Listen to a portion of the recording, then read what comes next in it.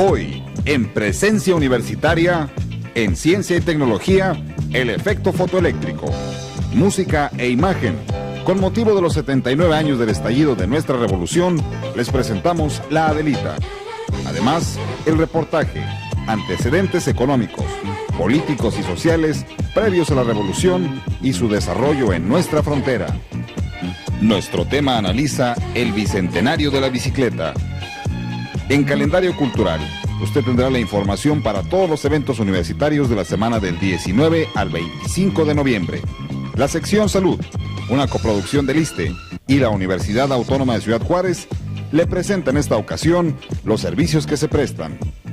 El libro de la semana, bajo el análisis del profesor Juan Holguín, con motivo también de la revolución, Los de Abajo, un gran clásico de Mariano Azuela, así como toda la información que se genera en nuestra máxima casa de estudios. Iniciamos en Presencia Universitaria. ¿Qué tal? Muy buenos días, amables televidentes. Gracias por acompañarnos en el espacio educativo que se transmite para ustedes domingo a domingo, en punto de las 12 en su canal 44. Vamos a empezar con las secciones que son muy gustadas por ustedes de nuestro programa. Vamos a iniciar, como ya es costumbre, con Ciencia y Tecnología, donde hablaremos acerca del efecto fotoeléctrico. Adelante.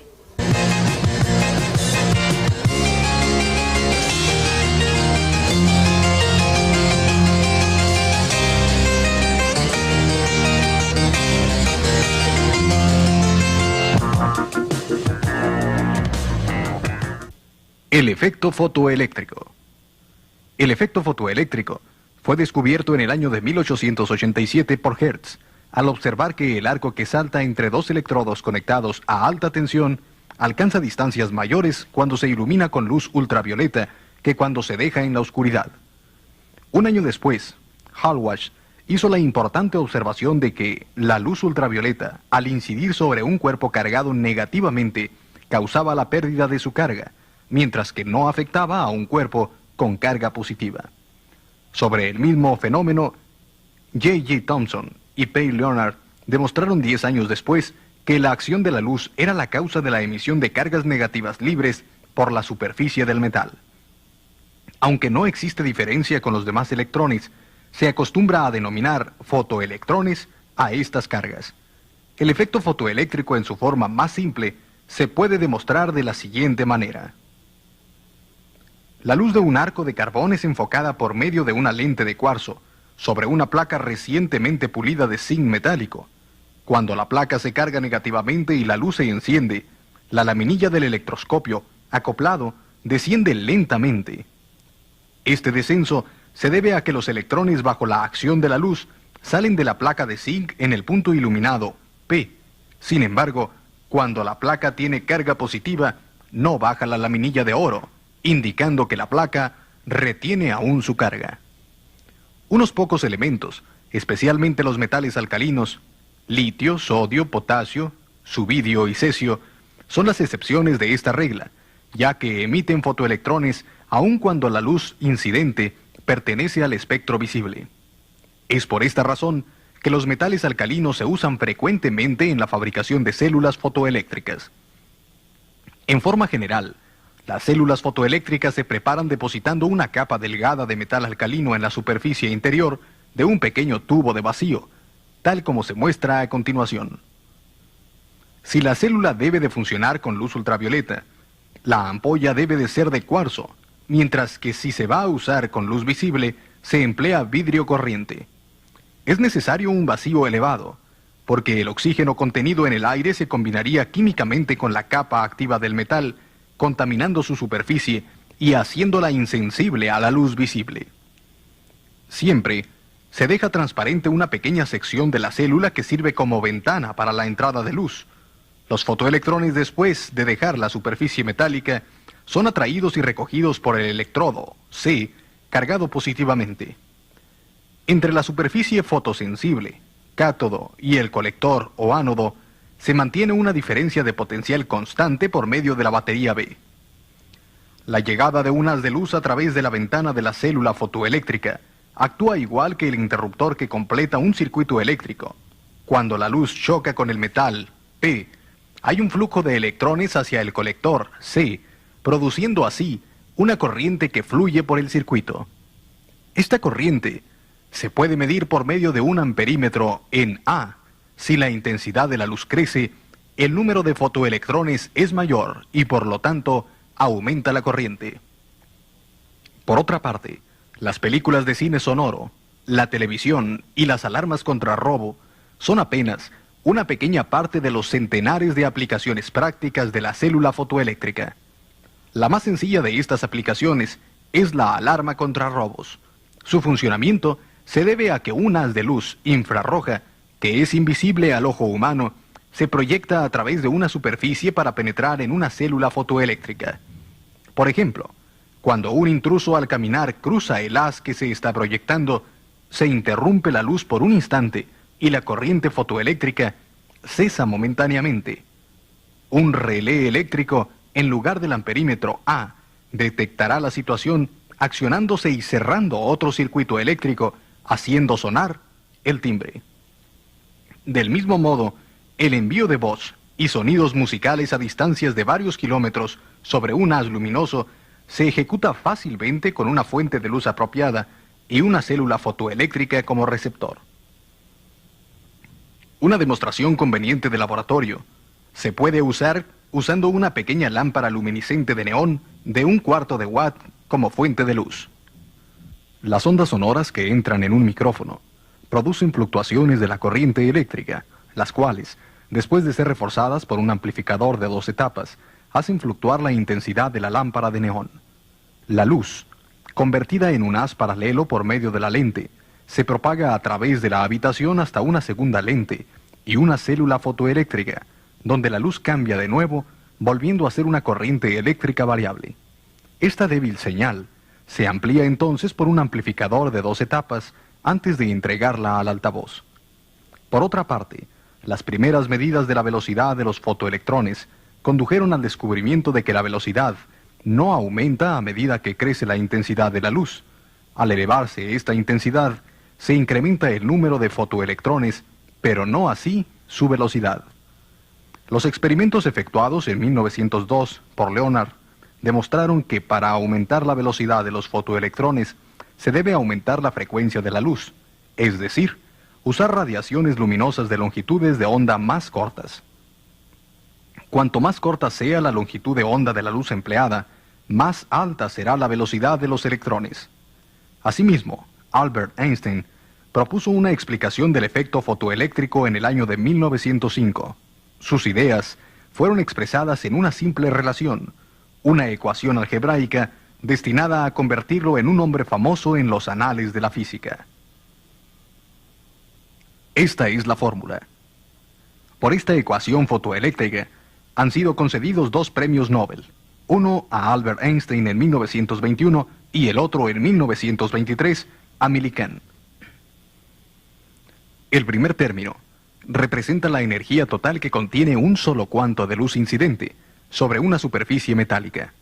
La letra H es una constante llamada la constante de acción de Planck, la cual tiene el mismo valor para todas las ondas de luz sin importar la frecuencia.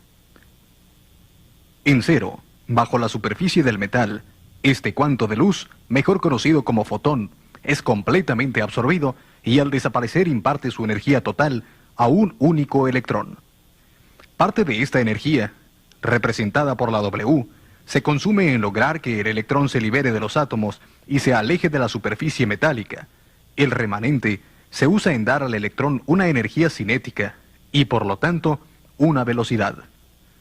Para algunos metales, como el platino, la energía requerida para arrancar al electrón de la superficie es grande, mientras que para otros metales, como los alcalinos, es muy pequeña.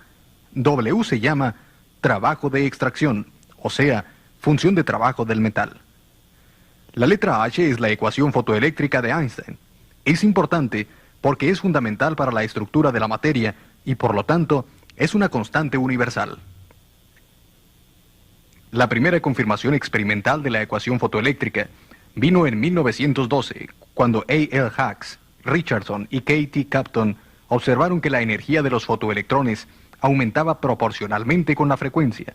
la constante de proporcionalidad que ellos encontraron es aproximadamente igual a la constante H de Planck. Posteriormente, Millikan realizó una serie de experimentos exhaustivos que establecieron la ecuación fotoeléctrica de modo tan preciso que sus trabajos se consideran ahora como los que dan el valor más exacto a esta constante H.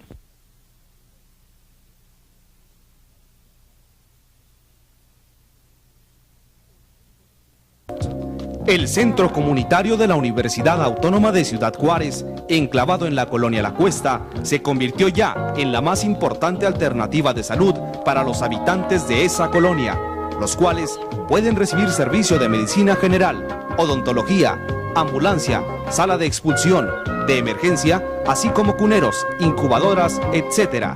Importante sin lugar a dudas esta obra que pone de manifiesto el interés del rector ingeniero Alfredo Cervantes García por vincular a la Universidad Autónoma de Ciudad Juárez con la población a la cual pertenece. Centro Comunitario La Cuesta, presencia universitaria.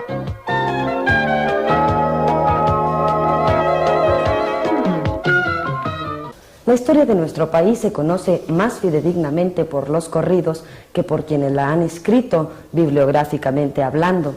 Ahora vamos a presentar para ustedes en música e imagen el corrido de la Adelita, que es creación de nuestro pueblo, en la voz de los hermanos Sáizar.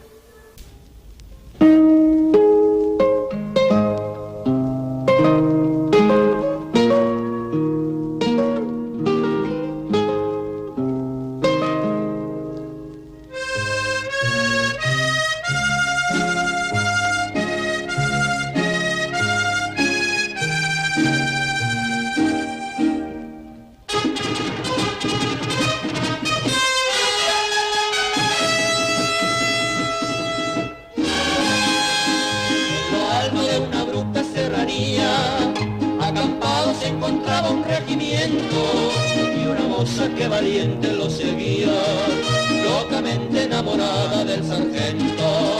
Popular entre la tropa era Adelita, la mujer que el sargento idolatraba, porque además de ser valiente era bonita, y hasta el mismo coronel la respetaba. Y se oía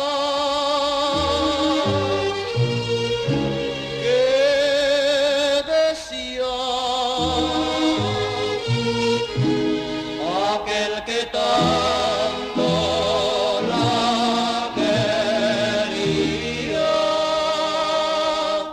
que si Adelita quisiera ser mi novia, que si Adelita fuera mi mujer, me compraría un vestido de seda para llevarla a bailar al cuartel.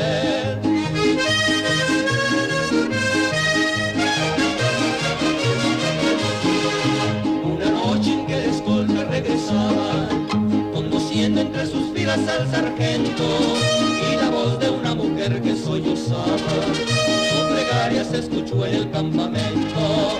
Al oírla el sargento temeroso de perder para siempre a su adorada, ocultando su emoción bajo el embozo, a su amada le cantó de esta manera. Y se oía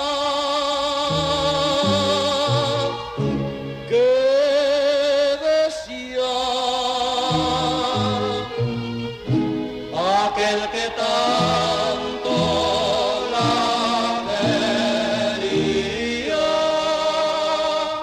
que si Adelita se fuera con otro, la seguiría por tierra y por mar, si por mar en un buque de guerra, si por tierra en un tren militar.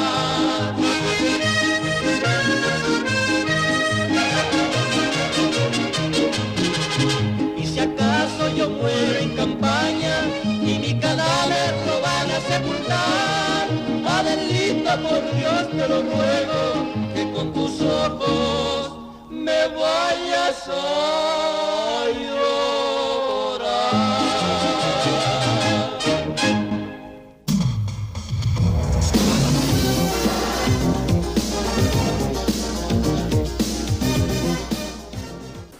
Bien hecho el trabajo que realizaron nuestros editores con la edición de la Adelita, imágenes revolucionarias para usted, ya que tan próxima se encuentra la fecha del 20 de noviembre, donde celebramos un aniversario más de la Revolución Mexicana. Y por ello también la Universidad Autónoma de Ciudad Juárez organiza como semana a semana eventos artísticos y culturales a desarrollarse en nuestra frontera y en la vecina ciudad de El Paso, Texas. Así es de que ahora vamos a presentar para ustedes el calendario cultural.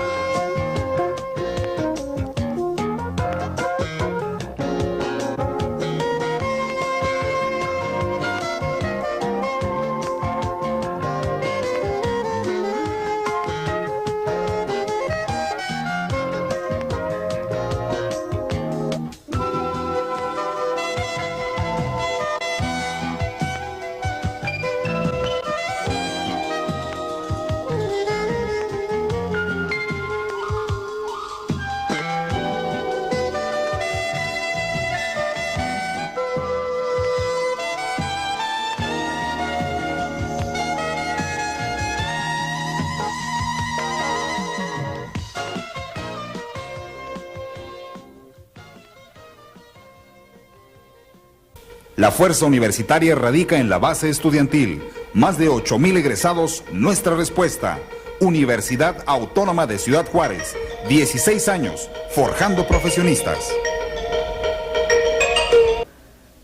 Y bien, vamos a continuar con más temas revolucionarios en su programa de Presencia Universitaria, pero antes no quisiera presentarles nuestro reportaje sin decirles que el día de mañana, en punto de las 7 de la tarde, nuestro departamento de radio de la Universidad Autónoma de Ciudad Juárez, que usted seguramente conocerá como Radio Universidad, ha preparado varios programas denominando esta serie Caminos de la Revolución, para hablarles a ustedes de este gran movimiento social, aprovechando un año más de su conmemoración. No se lo pierda, se transmite mañana a las 7 de la tarde en XHUAR Estéreo Norte, La Voz del Bravo. Sintonice usted su radio en 106.7 FM y escuchará este interesante programa. Pero por lo pronto vamos a continuar con nuestro programa de Presencia Universitaria presentándoles un reportaje acerca también de esta fecha, la Revolución Mexicana.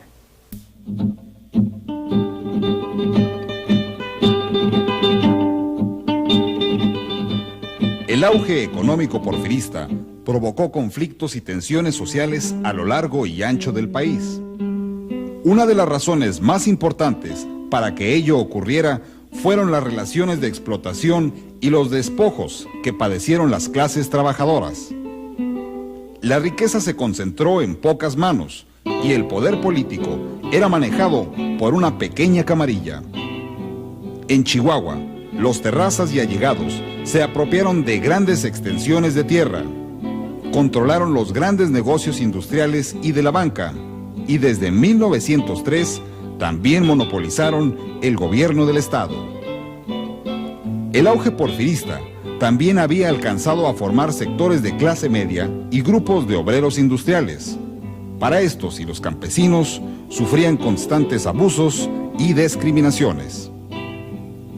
La crisis mundial de 1907 y las malas cosechas en los años de 1907 a 1909 agravaron el malestar del pueblo chihuahuense. En Ciudad Juárez prevalecía el descontento. Desde 1905, el régimen porfirista había cancelado la zona libre, lo cual había dificultado el comercio y encarecido los artículos de consumo.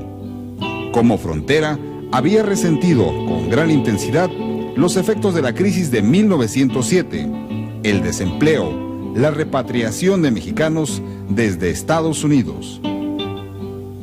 Estas condiciones favorecieron el desarrollo de la agitación obrera y popular por parte de grupos inconformes con el régimen porfirista. Los magonistas, que habían formado el Partido Liberal Mexicano en 1906 en San Luis, Missouri, empezaron a actuar en esta región fronteriza. Los dirigentes magonistas vivían exiliados en Estados Unidos desde enero de 1904, a causa de las persecuciones políticas de que eran objeto por la publicación de su periódico Regeneración. Pese al exilio, los magonistas continuaron vendiendo su periódico en diversas partes de la República.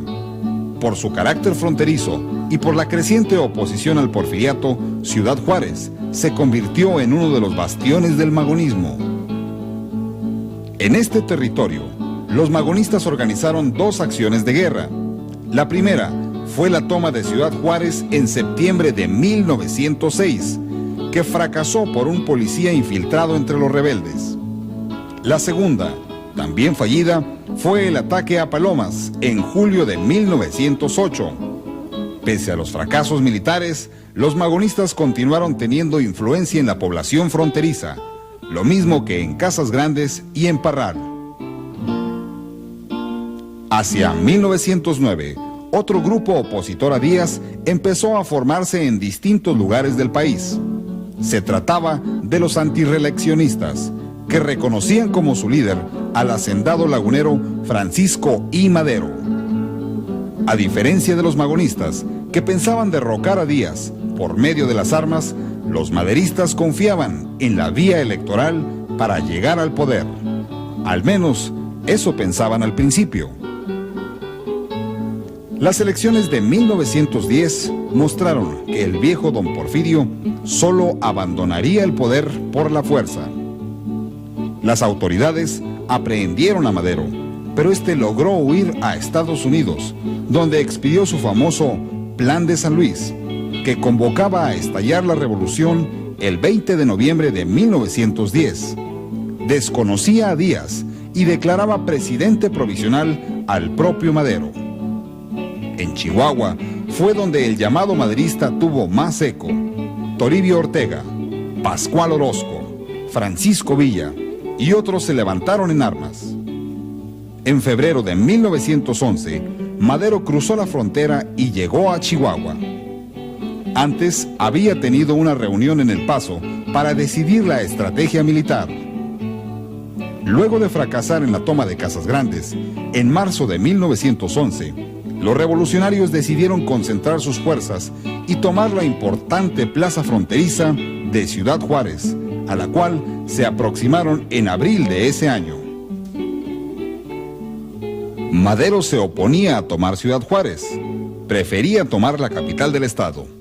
Pero Orozco y Villa, sabedores de las ventajas estratégicas de la plaza fronteriza, decidieron atacar la ciudad el 9 de mayo. 2 días después, se rendían los federales. Madero entró el 13 de mayo y formó su gobierno provisional. Los representantes de Porfirio Díaz establecieron pláticas con los maderistas y el 20 de mayo se firmaron los tratados de Ciudad Juárez. En este documento, Madero se comprometía a renunciar a su cargo de presidente provisional, pero a cambio, Díaz se comprometía a abandonar la presidencia.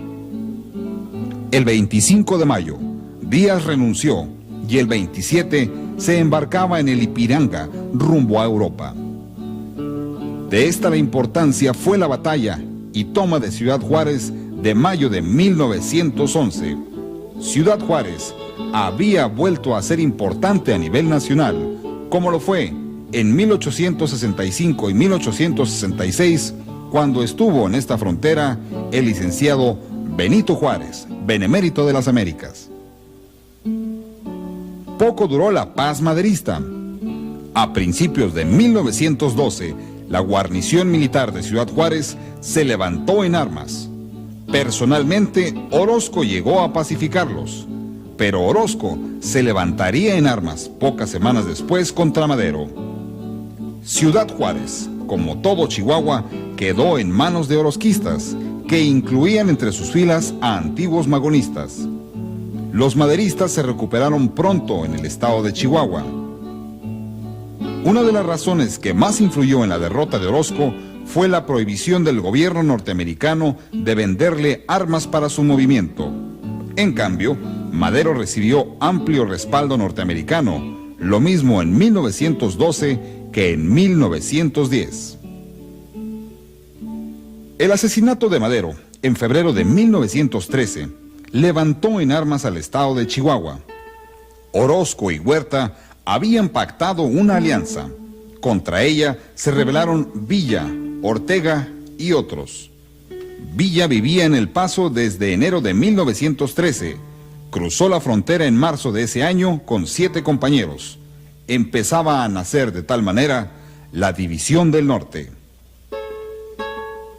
En octubre de 1913, después de atacar y tomar Torreón, Villa se abalanzó sobre la ciudad de Chihuahua, pero fracasó en el ataque y se dirigió a Ciudad Juárez. Esta vez tuvo éxito. Los villistas sorprendieron a los huertistas al entrar de madrugada en un tren. Ante la mirada expectante de los vecinos del Paso, los villistas tomaron la población en las primeras horas de la madrugada. Con esta toma se inició la etapa villista en Ciudad Juárez. Hábilmente, Villa aprovechó la privilegiada situación geográfica y económica de la plaza fronteriza y con ello fortaleció a su ejército, que llegó a ser el mejor organizado y armado de la revolución. Villa controló el tráfico comercial entre Juárez y El Paso y tuvo acceso al mercado norteamericano de armas y pertrechos. En diciembre de 1913, Villa entraba a la capital de Chihuahua y era nombrado gobernador. Los huertistas, junto con los terrazas y demás elementos porfiristas, huyeron hacia Ojinaga sin combatir. Una de las primeras medidas de Villa como gobernador fue incautar las propiedades de los terrazas, los Krill y otros destacados terracistas. De ese modo, el ganado chihuahuense quedó prácticamente en manos villistas, y el ganado era uno de los principales negocios de la entidad, gracias a su venta en Estados Unidos. Y como Villa había controlado la aduana juarense, obtuvo los beneficios de esa exportación. Villa también recibió contribuciones por los burdeles y cantinas de Ciudad Juárez. El predominio villista en Chihuahua, y por lo mismo, el funcionamiento de Ciudad Juárez como centro financiero del ejército y del gobierno, se prolongó hasta noviembre de 1915, es decir, 2 años exactos. Las derrotas del Bajío en abril-junio de ese último año diezmaron para siempre el poderío militar villista. En diciembre de 1915, los carrancistas tomaron la plaza de Ciudad Juárez. Villa había contado con el reconocimiento y apoyo norteamericano hasta octubre de 1915, cuando el gobierno de ese país se decidió por Carranza. En venganza, Villa atacó el pueblo de Columbus, Nuevo México, en marzo de 1916. El gobierno norteamericano reaccionó con violencia y envió a la tristemente famosa expedición punitiva en persecución de Villa. En mayo de 1916 se reunieron en Ciudad Juárez el general Obregón y el gobernador Enríquez con jefes militares norteamericanos para resolver el problema diplomático provocado por la invasión militar norteamericana, pero no hubo acuerdo alguno. En adelante, el estado de Chihuahua vivió años terribles. Muchos norteamericanos huyeron a su país y grupos de mexicanos se refugiaban en El Paso.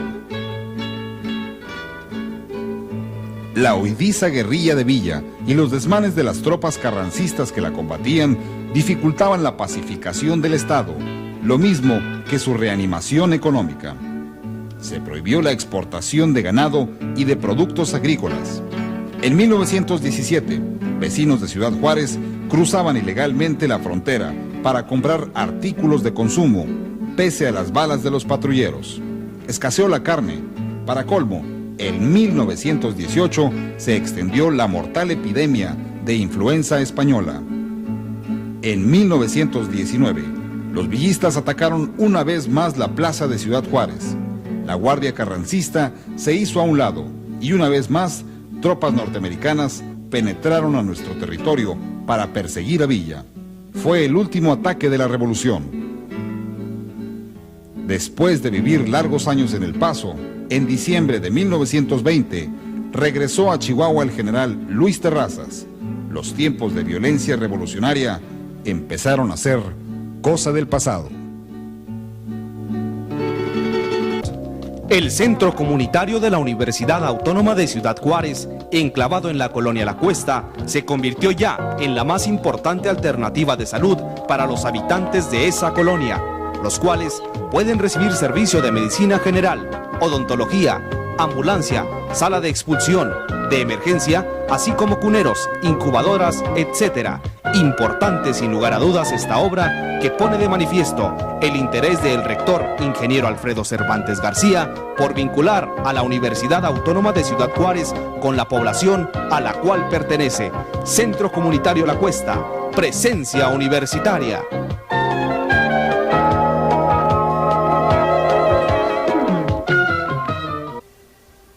Hablando de historia, hace 200 años surgió un invento que ha sido muy favorable para nuestros pobladores actuales, la bicicleta. Usted sabe que con el problema ecológico que se presenta últimamente en nuestro país, hay exhortaciones en diferentes estados de la República para que dejemos de usar nuestro vehículo por lo menos una vez por semana, pues una opción que tenemos es la bicicleta.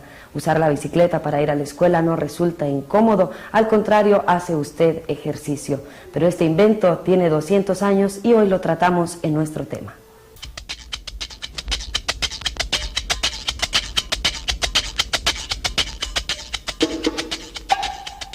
Concebida como un medio de transporte personal, barato, anticontaminante, la bicicleta celebra su segundo centenario de existencia, teniendo una proyección hacia el futuro muy halagadora. La primera bicicleta que se conoce fue construida hacia el año de 1790 por el conde de Cibrac, aunque oficialmente se considera como inventor al barón von Dreyse-Schuebron, del llamado hobby horse o caballo de entretenimiento.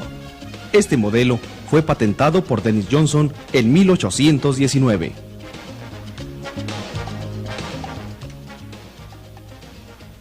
El desarrollo de la bicicleta tuvo mucha aceptación entre la población aristócrata y entre gente de posibilidades de aquella época. No tardó un gran lapso de tiempo en celebrarse la primera carrera. Hacia el año de 1820 había cientos de estos velocípedos. En 1822, el mecánico escocés Kirkpatrick Macmillan dio el primer paso hacia la bicicleta de pedales, con una cadena conectada a unos engranes rudimentarios. Todo este perfeccionamiento culmina en 1840. 20 años después, en 1860, Francia era el centro del pedalismo europeo, con máquina velocípeda muy popular de origen inglés, conocidas como Bone Shaker, las cuales eran exportadas hacia Estados Unidos en 1869. Otras naciones como Holanda aceptaron la bicicleta de una manera impresionante, alcanzando como promedio 4 bicicletas por habitante, mientras que el promedio era de una bicicleta por persona en Inglaterra. Las innovaciones y mejoras no pararon, ya que gradualmente fueron mejorándose las cadenas de transmisión, los pedales, los asientos y la suspensión y los valeros. La guerra franco-prusiana de 1870 dejó como saldo, aparte de una gran cantidad de muertos, un intercambio de técnicas entre los fabricantes de Francia, Inglaterra y Alemania. El uso del modelo Bone Shaker se generalizó y en la actualidad se encuentran modelos originales que datan de 1874. El papel social de la bicicleta quedó restringido a los caballeros de corte atlético, por lo que aún era necesario un modelo más accesible para la población. En medio de este auge surgen los clubes de pedalistas que en aquella época eran llamados Racing Men o Touring Men, los cuales realizaban carreras y exhibiciones, paseos, atrayendo a cientos de curiosos y constituyéndose parte del escenario coloquial. Dicho auge social de la bicicleta sucedía por la época de los 80 del siglo pasado. Para estas fechas, la cantidad de usuarios ascendía a 100.000. De ellos, el 50% utilizaba triciclos por ser más confortables y accesibles para personas de edad o niños. En 1885, el ingeniero F.K. Stanley inventó una bicicleta más rápida, la cual ha sido utilizada por los últimos años, encontrando cada día más aceptación. Cabe destacar la conciencia ecológica generada en los países industrializados, así como la oportunidad de realizar ejercicio mientras se pueden transportar. Todo esto permite contemplar para la bicicleta muchos años más de existencia.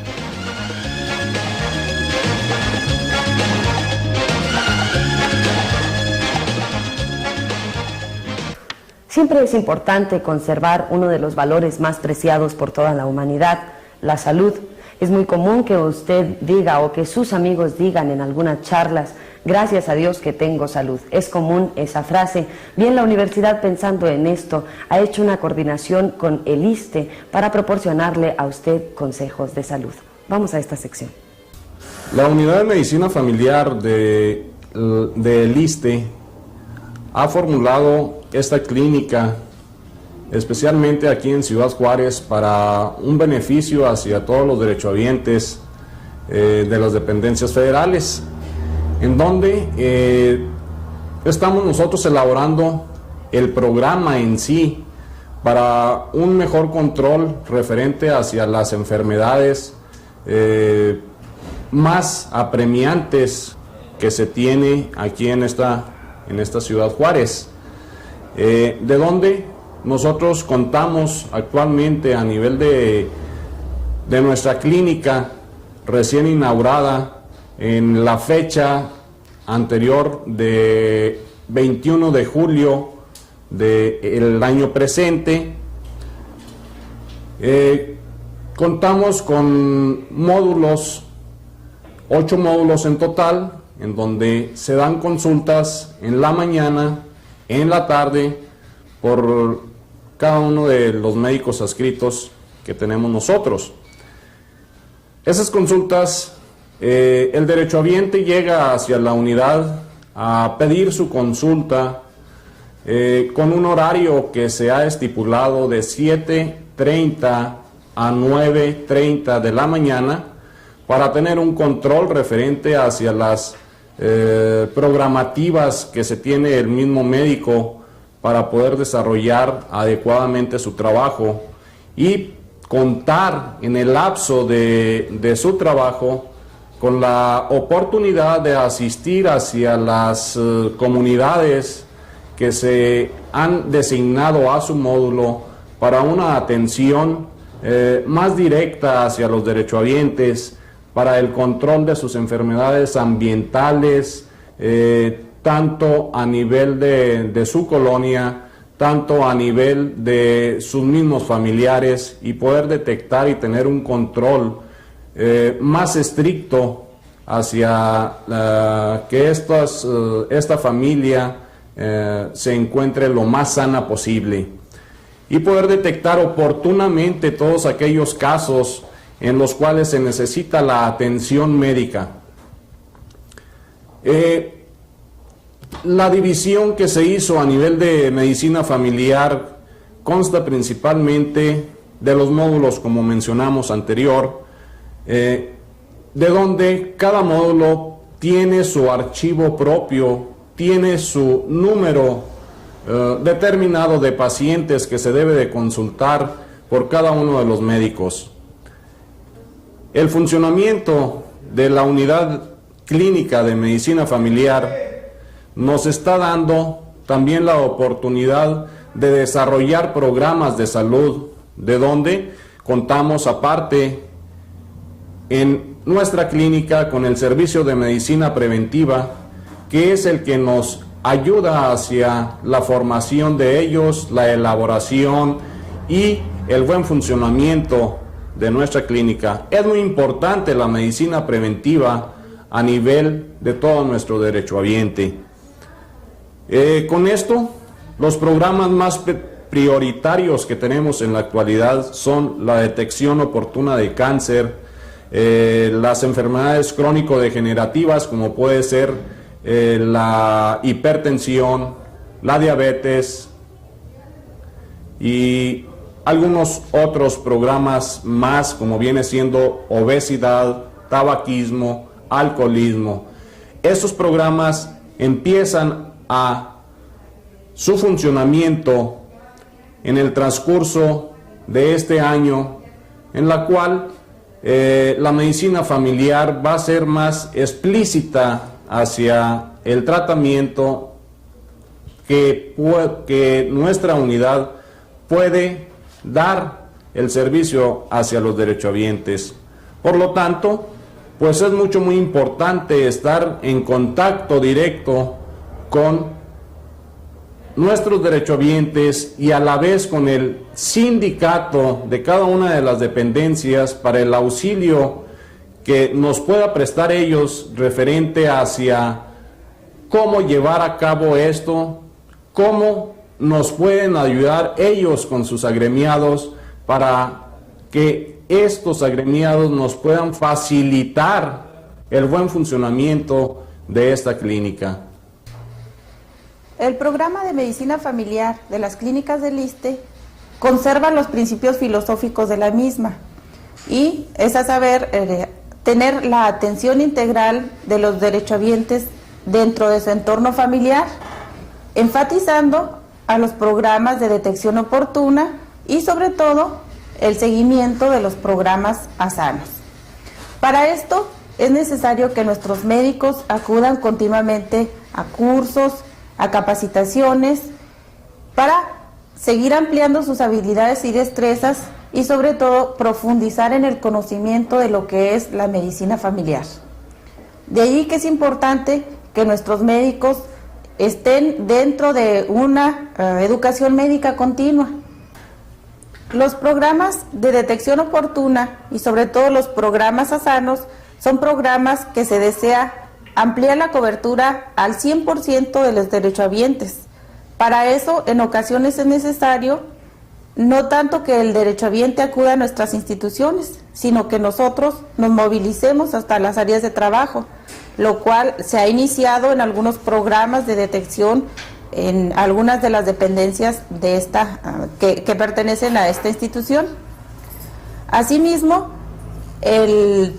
la medicina familiar tiene también como una de sus finalidades el ver a los derechohabientes dentro de su propio domicilio. En nuestra institución en particular es un poco difícil, pero se está iniciando la repartición, vamos a llamarlo así, de los derechohabientes por módulo y cada uno de los médicos se tiene que hacer cargo de la salud integral de cada una de las familias que le correspondan a su módulo, de tal forma que estos médicos deberán conocer no solamente de qué padecimientos tiene esa familia, sino cuál es su modo de vida y cuál es la forma en que se desenvuelven dentro de su entorno comunitario.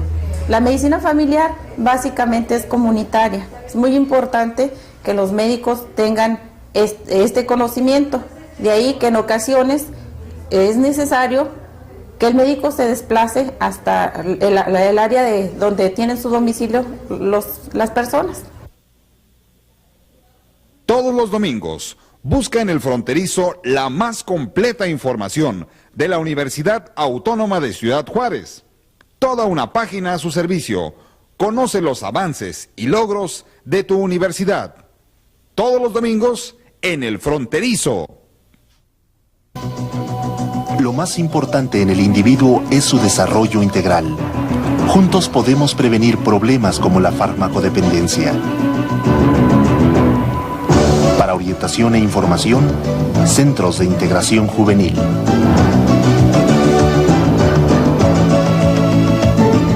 Estamos creciendo. En la Universidad Autónoma de Ciudad Juárez, vivimos al ritmo del progreso fronterizo. Incrementamos la infraestructura física para satisfacer en mayor medida la demanda de nuevos profesionistas que sirvan a su comunidad. 3 institutos, 17 carreras profesionales, 5 maestrías, 9 especialidades, un centro de lenguas. Actualmente se construyen nuevas aulas, estacionamientos, un gimnasio y un centro de convenciones. Universidad Autónoma de Ciudad Juárez. Compromiso que se cumple.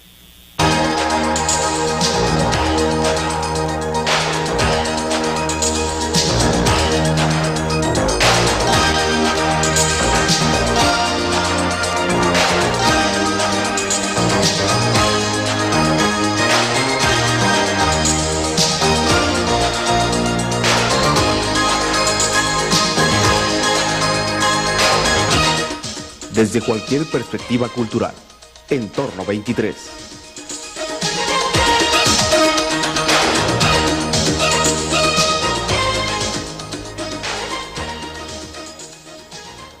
Y nuestro compañero Aaron Sánchez, como domingo a domingo, nos proporciona la información generada en nuestra máxima casa de estudios.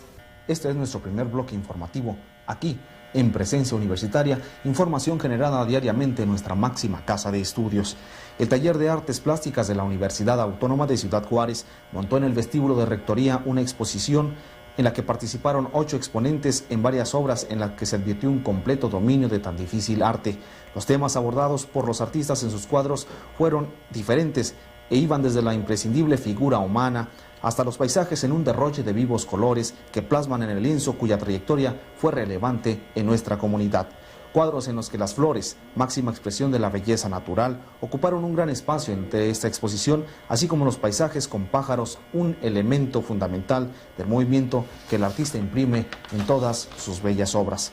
Por otra parte, aprovechando la visita del presidente de la República, licenciado Carlos Salinas de Gortari, la Universidad Autónoma de Ciudad Juárez le propuso la creación de un centro de informática y otro de investigación tecnológica que tenga predominio en la región de influencia de la institución y se extienda toda la línea divisoria entre México y los Estados Unidos.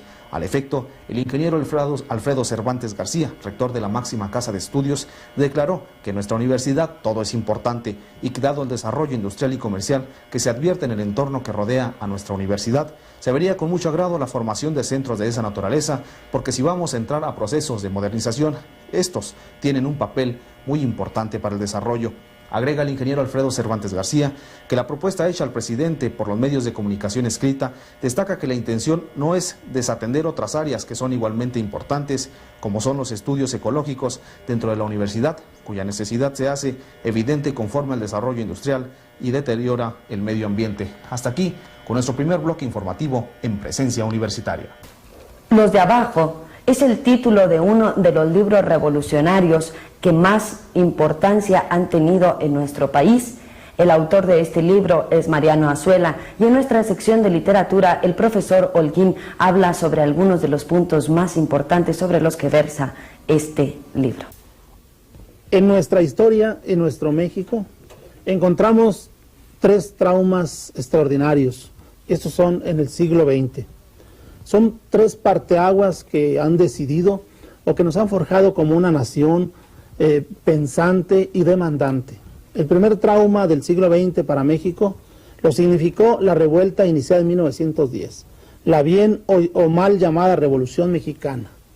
El segundo trauma es el 68, la masacre de 1968 de estudiantes y de pueblo en la Ciudad de México. El tercer trauma es precisamente esto que nos está tocando vivir, esta historia que estamos haciendo, conviviendo en una crisis extraordinaria.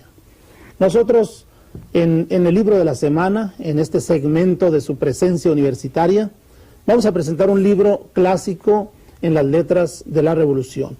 Me refiero a la novela del jalisciense Mariano Azuela, Los de Abajo. Esta novela, este libro, ha sido traducido a varios idiomas, porque es un elemento testimonial.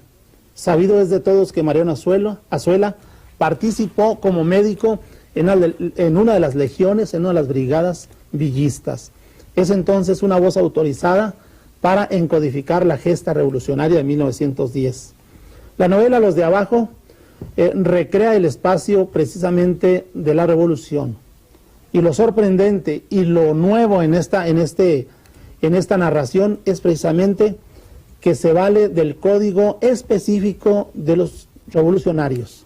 Tenemos con el libro Los de Abajo, tenemos que Azuela maneja perfectamente la señal lingüística cotidiana. Esto es el habla campesina, el habla rural. Y más que eso, se va metiendo en su contenido en el plano filosófico. ¿Por qué? Porque precisamente uno de sus personajes cuestiona el hacer del revolucionario, cuestiona el movimiento mismo, cuestiona la revuelta, y nos va diciendo en la boca de Luis Cervantes, uno de los personajes principales, nos va diciendo que la retórica o la filosofía de los revolucionarios es un elemento hueco. Nos dice que no tienen una causa, que no tienen un porqué de la lucha, un ideal. Sin embargo, la objetividad rústica, la conducta objetiva de los hombres armados contrastan con la posición de Luis Cervantes. Es Demetrio Macías el cabecilla, el personaje guerrillero de la novela, que nos va dando una pauta. Él al discurso filosófico de Cervantes responde con simplemente en autonombrarse como un desarraigado o como un despojado de la tierra donde él nació. Él dice, nuestra lucha es contra don Mónico el cacique. Y ahí está el discurso real, revolucionario, recogido por Emiliano Zapata. Entonces, nos lleva de esta manera Mariano Azuela en el libro, nos lleva por las etapas cruentas, por las batallas mismas, por todo lo que se fue dando en la Revolución Mexicana. Hay episodios muy auténticos que se van demarcando dentro del libro, en espacios abiertos donde vemos la calidad de la escritura de Mariano Azuela. Pero lo que nos asombra y lo que ha sorprendido a los críticos literarios es el juego del lenguaje, el uso de la palabra que lleva a cabo el autor, Mariano Azuela. Nos da, además, la novela, nos lleva a la gesta revolucionaria, nos lleva a la escena, al momento mismo de las reyertas, de las batallas, de los combates, y nos va marcando ese camino cruel, despiadado, que ha seguido el hombre rural mexicano. El hombre que hasta la fecha sigue en gran medida, sigue un tanto desprotegido en cuanto a programas de tipo social. El campesino empezó por su tierra y sigue aún luchando por su tierra. Y hay quienes renuncian a la tierra y se van a los Estados Unidos de Norteamérica. También uno de los personajes de la novela Los de Abajo, un desequilibrado, entre comillas, para los revolucionarios, él se ocupa también de establecer un concepto real de lo que estaban haciendo la gente armada de la Revolución Mexicana. Llega un momento donde preguntan los personajes a Venancio, le dice, ¿qué hacemos aquí? ¿Qué estamos haciendo en este pedazo de tropa? Porque casi está destruida la corporación. Entonces el desequilibrado dice, ahora ya se acabó la lucha contra los terratenientes, ahora la lucha es entre villistas y carrancistas, y nosotros más arruinados que nunca. Entonces esto nos refleja de gran modo el hecho de que nuestra revolución, la Revolución Mexicana, fue una acometida de tipo político y está lentamente acometiendo el aspecto social. Aun cuando se inició desde 1910, el libro nos lleva, es una guía, nos da un seguimiento a la misma revolución y cuestiona los móviles, las políticas entre las facciones, entre las causas principales por las cuales se hicieron a las armas los hombres de 1910, pero más que todo nos va dando una especie de verdad cruel. en cuanto a que los hombres lucharon por un mejor estado, por una mejor condición de vida, y pues en realidad no lo han conseguido, sino que simplemente se manejan en una calidad ambulatoria. Sigue el mexicano pobre, sigue el mexicano campesino, sigue siendo un hombre desprotegido por nuestro sistema en gran medida.